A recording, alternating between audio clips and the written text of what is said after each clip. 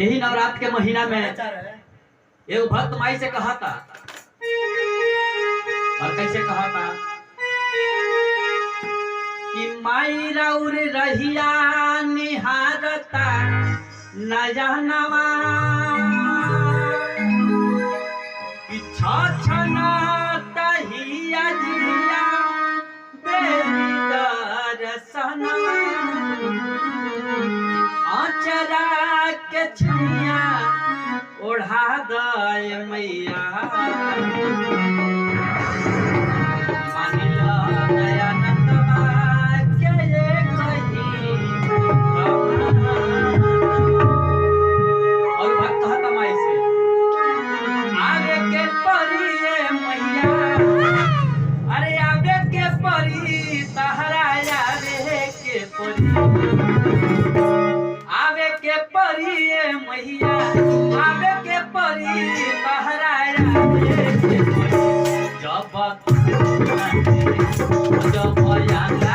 में की दुनिया खरी बाबा मैया आवे के परी, जब यादा में की दुनिया खरी बाबा मैया आवे के परी, आवे के परी मैया,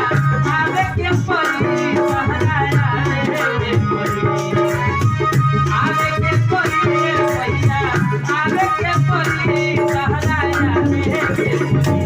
जब यादा में की दुनिया खरी बाबा मैया आवे के परी,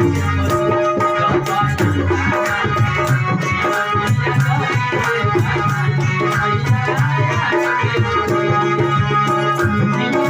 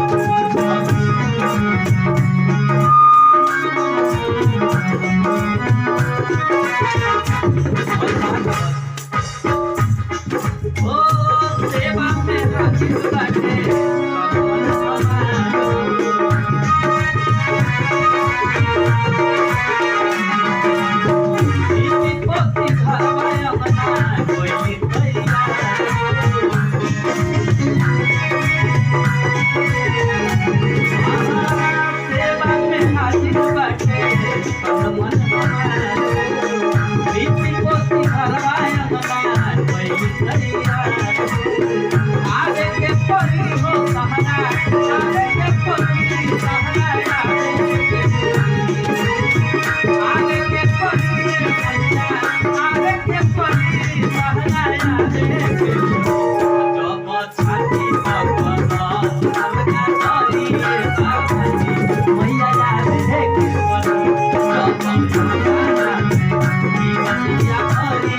बाबा मैया आवे के परी।